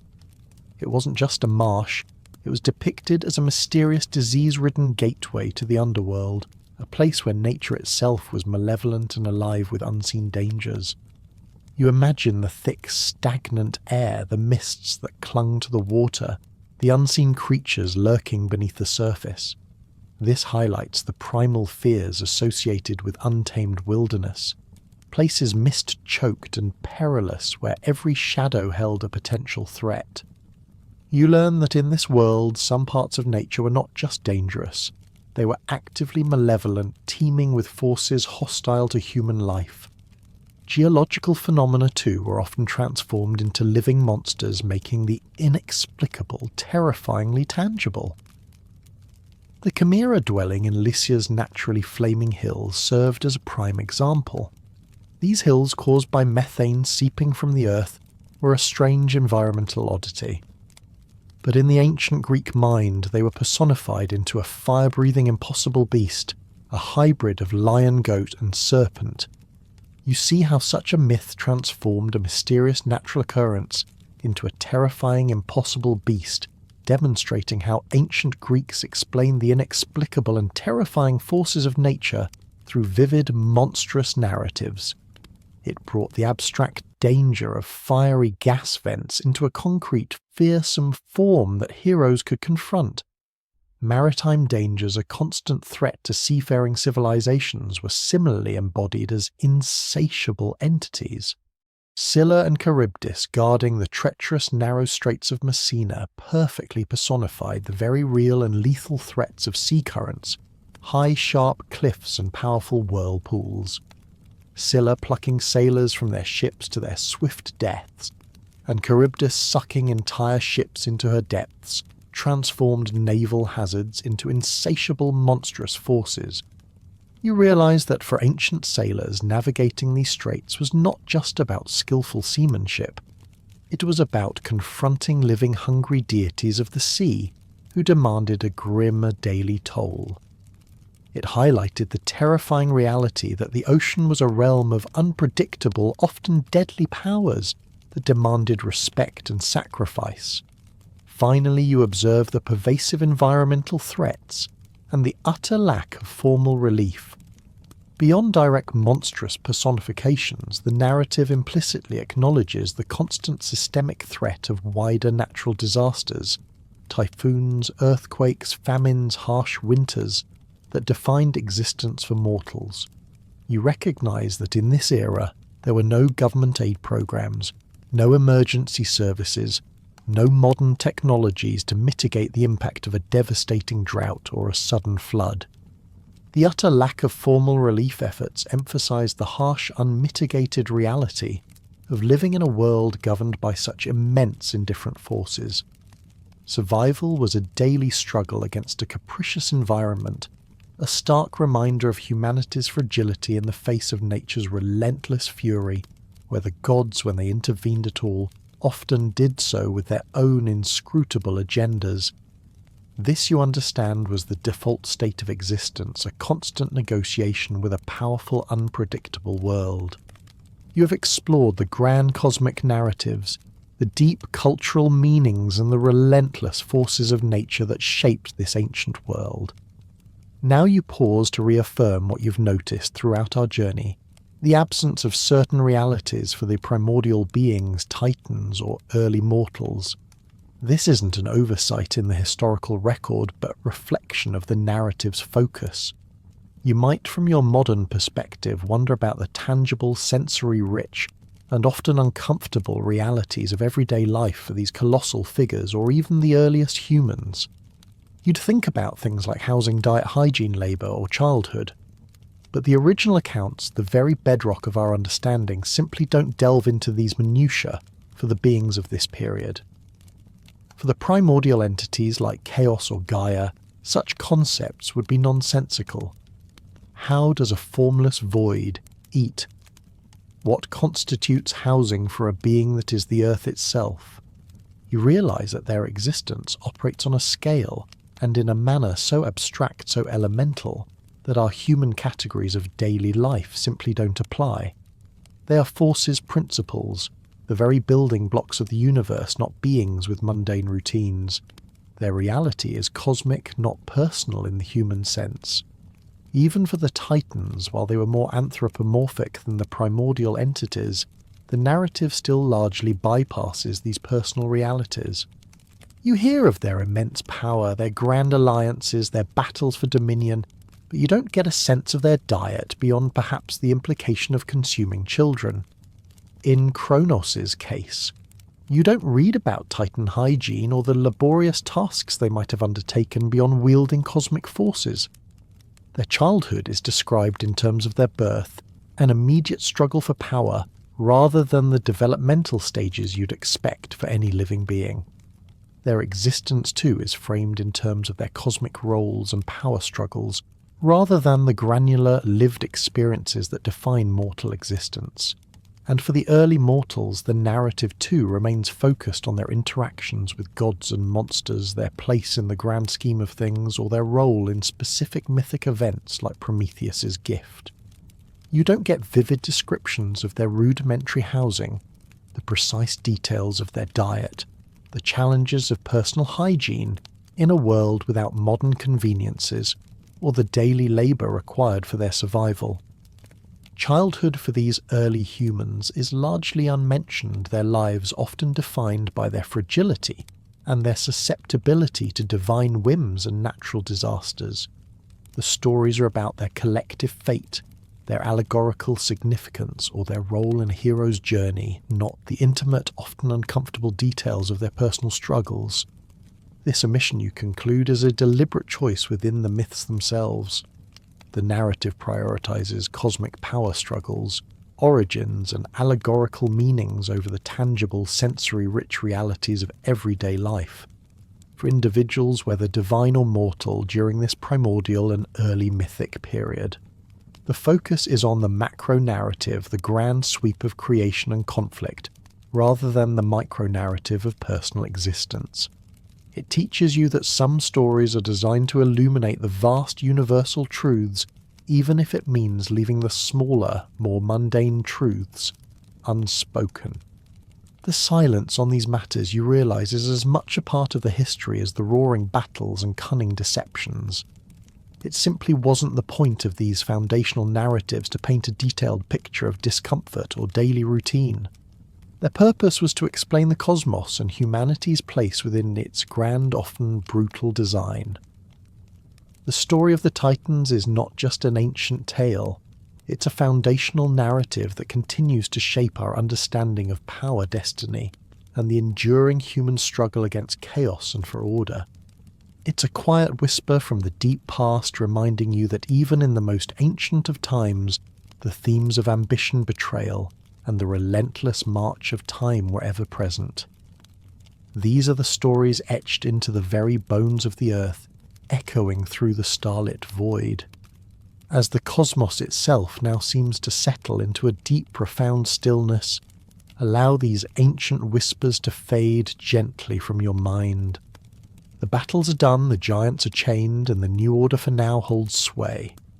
You are safe here and now, far removed from the rumbling groans of Gaia or the furious crackle of Zeus's thunderbolts. Let the images of shattering mountains and boiling seas dissolve, replaced by the soft contours of your own quiet space. Feel the tension ease from your shoulders, the echoes of cosmic conflict softening into a gentle hum. The vast dark abyss of Tartarus is a distant memory replaced by the comforting shadows of your room. There's no looming prophecy for you tonight, no tyrannical ruler to fear. Just the quiet drift of sleep beckoning softly. The primordial forces have settled, and so too can your thoughts. Let the immense untamed power of the old gods recede, leaving only a sense of profound ancient peace. Your journey through history is complete for now.